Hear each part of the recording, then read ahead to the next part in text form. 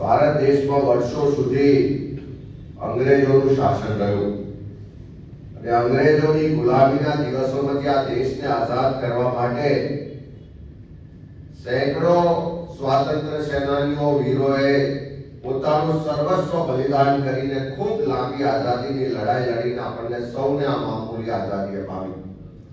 આઝાદ ભારતમાં દેશના બંધારણે આપણને સૌને અધિકારો આપ્યા. એમાં પણ મતનો અધિકાર આપ્યો. એક વ્યક્તિ એક મત. અને આ દેશમાં જે પણ વ્યવસ્થાઓ છે, જે પણ વહીવટ છે, એમાં ભાગીદાર બનાવ્યા.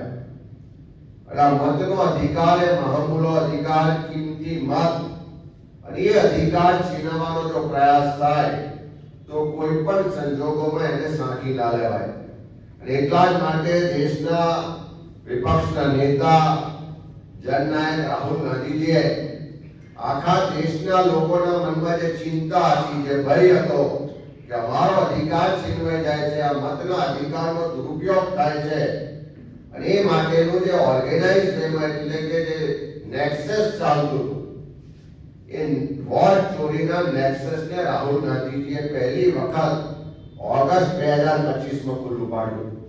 ત્યારબાદ તમે બધા જાણો છો કે ગુજરાતમાં પણ પ્રદેશ કોંગ્રેસ સમિતિના માધ્યમથી એક નવસારી લોકસભા બેઠકને સેમ્પલ તરીકે લઈ અને લોકસભા બેઠક અંતર્ગત મતદાર યાદીની ચકાસણી કરી. અને એ વખતે ઓગસ્ટ મહિનામાં 30 તારીખે પ્રેસ કોન્ફરન્સ કરીને અમે કીધું હતું કે એક લોકસભા વિસ્તારના મતદાર યાદીની ચકાસણીથી લાગે છે કે ગુજરાતમાં જે અત્યારે મતદારોની મતદાર યાદી છે એમાં 12% જેટલા બોગસ ભૂતિયા કાં તો ડુપ્લિકેટ મતદારો છે. એ વખતે સરકારમાં બેઠેલા લોકો, ચૂંટણી પંચના અધિકારીઓ એમ કહેતા હતા આ તો રાજકીય આક્ષેપ કરે છે. પણ જે રીતે એસઆઈઆર મતદાર યાદીની સઘન સુધારણા ઝુંબેશની શરૂઆત કરવામાં આવી અને એમાં ગુજરાતમાં પણ નવેમ્બર 2025 થી આની શરૂઆત થઈ અને ચૂંટણી પંચ, સરકારી તંત્રએ ખૂબ ઢોલ વગાડીને કીધું કે હવે મતદાર યાદીને અમે અહીં શુદ્ધ બનાવી દઈશું. એક પણ ખોટો મતદાર નહીં હોય, કોઈનો પણ મતનો અધિકાર નહીં છીનવાય. અમે ઘરે ઘરે જઈને ડોર ટુ ડોર જઈ અને એની ચકાસણી કરી છે, માહિતી મેળવી છે. અને એ આખી પ્રક્રિયા કરવામાં જે બીએલઓ એટલે કે બૂથ લેવલ ઓફિસર ની જવાબદારી નિભાવતા હતા, હું એવા બધા જ બીએલઓ નો અભિનંદન આપીશ કે દિવસ રાત જોયા સિવાય ઘરમાં છોડીને આ લોકશાહી બચાવવા માટે, લોકોના મતના અધિકારની રક્ષા માટે અમે એસઆઈઆરની પ્રક્રિયામાં મહેનત કરી. આપણે બધાએ જોયું કે દુઃખ સાથે કહેવું પડે કે કોડીનારના એક બીએલઓ એણે સુસાઇડ નોટમાં લખ્યું કે આ પ્રક્રિયામાં જે અમને સરકારી તંત્ર અને સરકાર દ્વારા, ચૂંટણી પંચ દ્વારા જે માનસિક ત્રાસ આપવામાં આવે છે એને કારણે હું મારી જિંદગી ટૂંકાવું છું, એને આત્મહત્યા કરી. 4-5 જેટલા બીએલઓને કામના ભારણને કારણે હાર્ટ એટેક આવ્યો ને એમના પણ મૃત્યુ થયા. ત્યારે ચૂંટણી પંચ કહે છે કે અમે આટલી બધી પ્રક્રિયા, આટલા બધા બીએલઓની મહેનત પછી ફૂલ પ્રૂફ મતદાર યાદી બનાવી.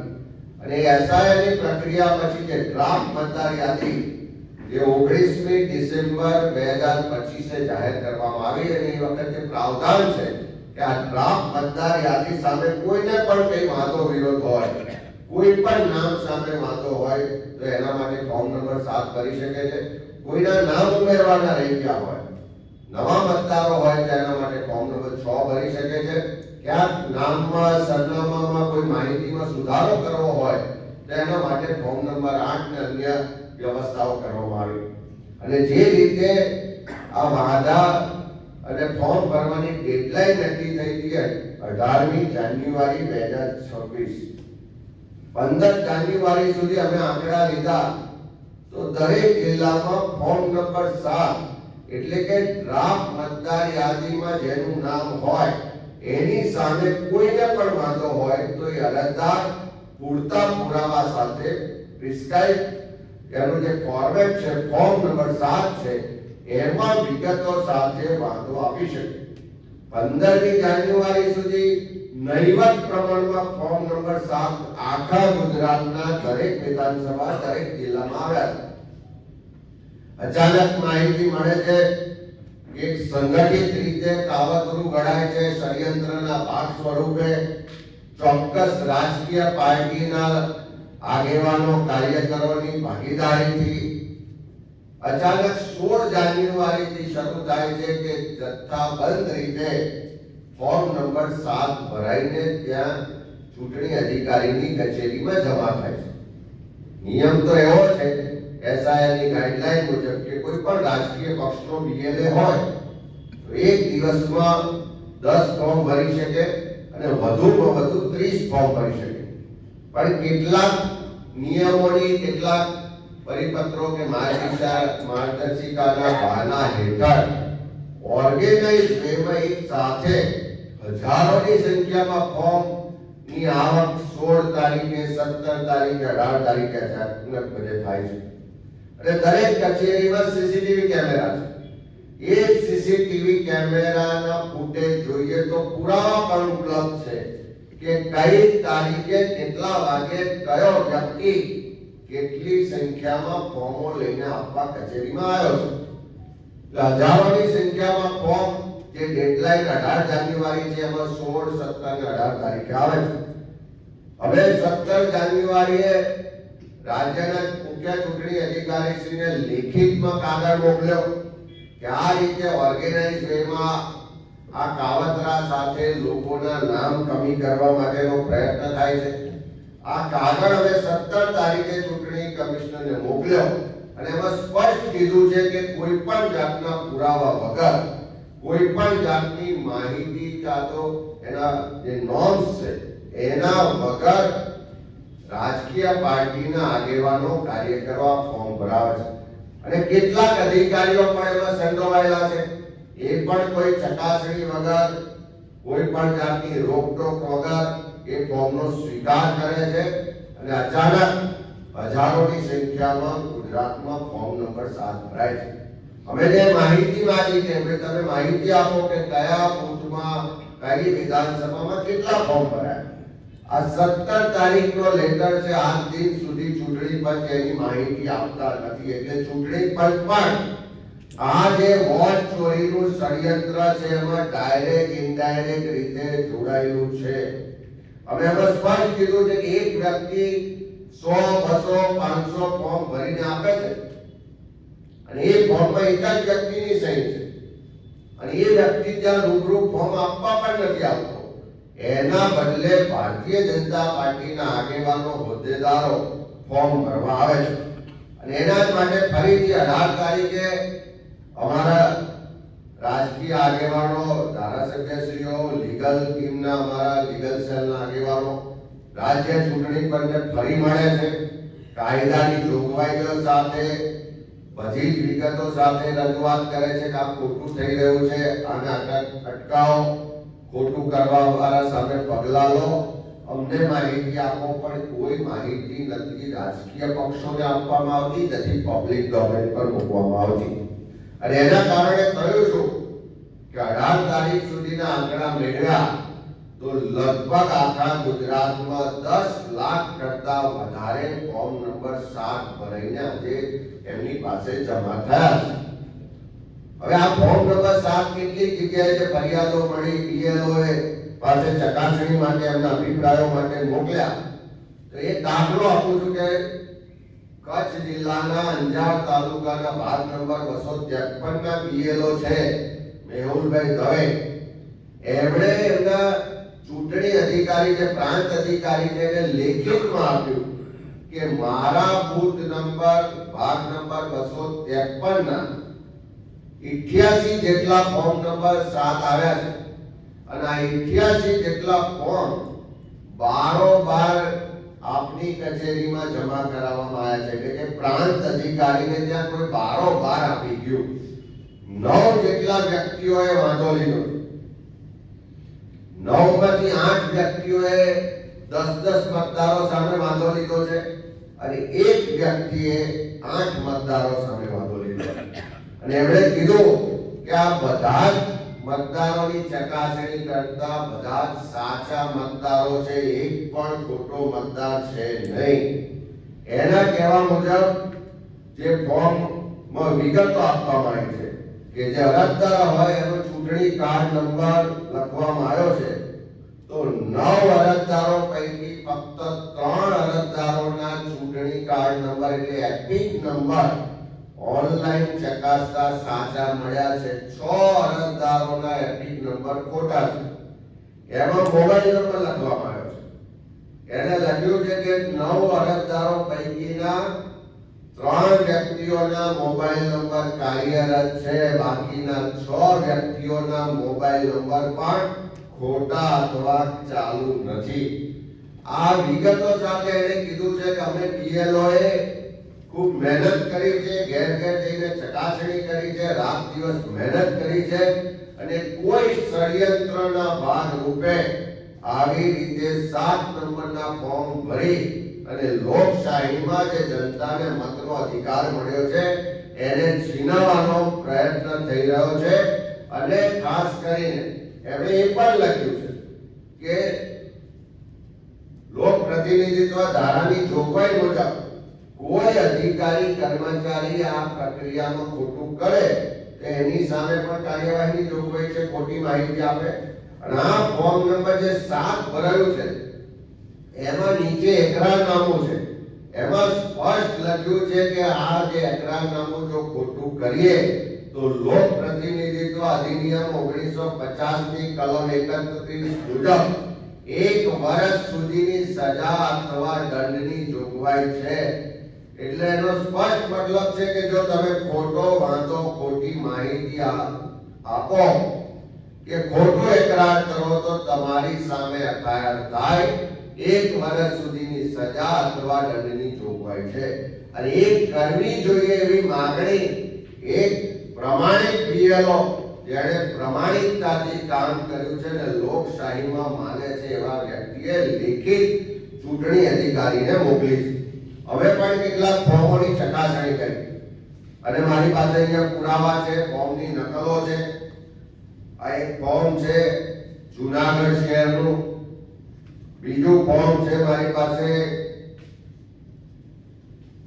આ અમદાવાદ જિલ્લાના 6 ફોર્મ છે, મારી પાસે કચ્છ જિલ્લાનું પણ ફોર્મ છે.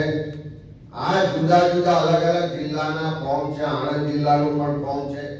આ બધા જ ફોર્મમાં એક કોમન વાત જે જોવા મળે છે કે અહીંયા જે મતદાર સામે વાંધો લેવાનો છે એ મતદારની વિગતો લખવાની હોય છે.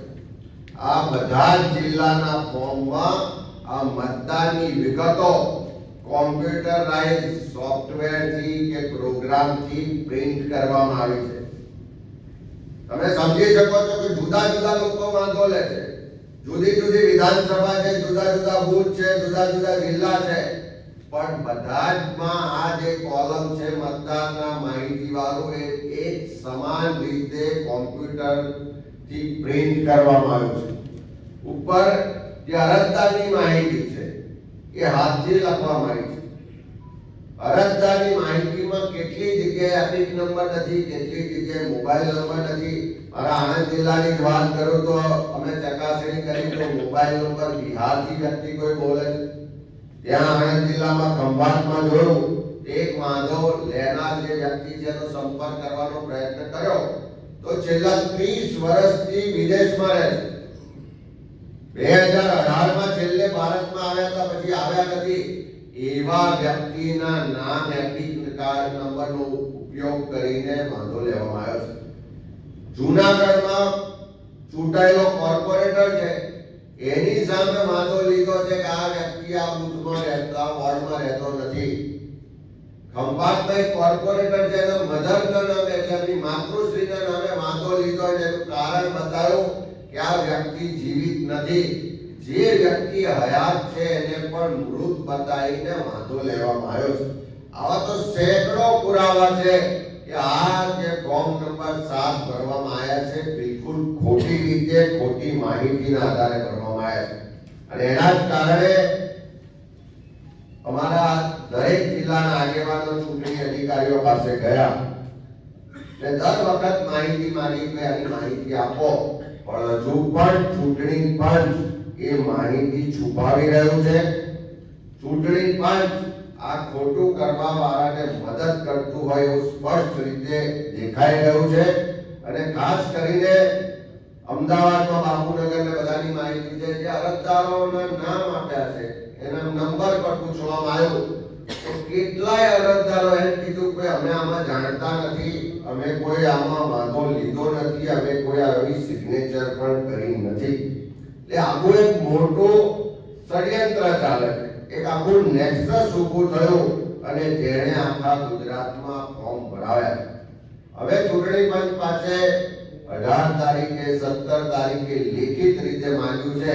આજે ફરી તમારા માધ્યમથી ઇલેક્શન કમિશન ઓફ ઇન્ડિયાને કહેવા માંગીએ છે કે આ લોકશાહીમાં મતનો અધિકાર એક એક નાગરિક માટે ખૂબ અગત્યનો છે અને એનો મતનો અધિકાર છીનવાઈ ના જાય, ખોટા લોકો આવા ફોર્મ ભરીને કોઈના નામ કમી ના કરાવી જાય, કોઈ રાજકીય પાર્ટીને એના એજન્ડા મુજબ કામ ના થાય એટલા માટે તાત્કાલિક આખા ગુજરાતમાં દરેક બૂથમાં દરેક વિધાનસભા વાર જેટલા પણ ફોર્મ નંબર 7 અને ફોર્મ નંબર 6 આવ્યા છે એની માહિતી રાજકીય પાર્ટીઓને પણ આપો, પબ્લિક ડોમેન પર પણ મૂકો, જેથી કરીને મતદાર જાણી શકે કે મારી સામે આવો વાંધો લેવામાં આવ્યો છે અને આ વ્યક્તિએ વાંધો લીધો.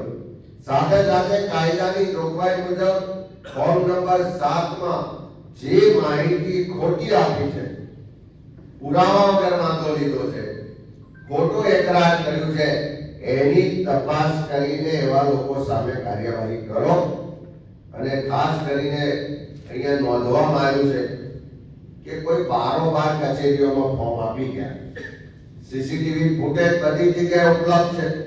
તમે પબ્લિક ડોમેન પર જાહેર કરો કે કઈ તારીખે કયા વ્યક્તિ દ્વારા ફોર્મ આપવામાં આવ્યા છે અને એના ફૂટેજ પણ અમે માંગ્યા છે, અમને ઉપલબ્ધ કરાવો.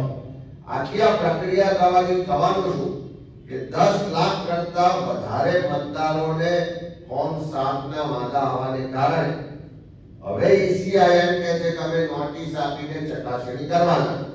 અમારી સ્પષ્ટ માંગણી છે કે આ ખોટા વાંધાઓ છે, તમારે ચકાસણી કરવી જ છે તો પહેલી નોટિસ કાયદાની જોગવાઈ મુજબ આપવી જોઈએ જે તે ફોર્મ નંબર 7 ના અરજદારને. એ અરજદારને નોટિસ આપીને હાજર કરો, એની પાસે એની જવાબદારી છે પુરાવા આપવાની, વાંધો પ્રૂફ કરવાની. તો એની પાસેથી પુરાવા મેળવો. જો પુરાવા હોય, જો પૂરતા કાગળો હોય તો ચોક્કસ તમે બીજી નોટિસ બીએલઓ ને આપો તપાસ કરવા માટે, ત્રીજી નોટિસ જે તે મતદારને આપો અને ખોટો મતદાર હોય તો ડિલીટ કરો, રદ કરો, અમને કોઈ વાંધો નથી. પણ જો પુરાવા ના આપી શકે તો એ અરજદારની નોટિસ ત્યાં જ રદ થવાને પાત્ર છે. એટલે લોકોનો સમય, શક્તિ, નાણાંનો વ્યય ના થાય એટલા માટે અરજદારને નોટિસ આપીને પહેલી કાર્યવાહી કરો.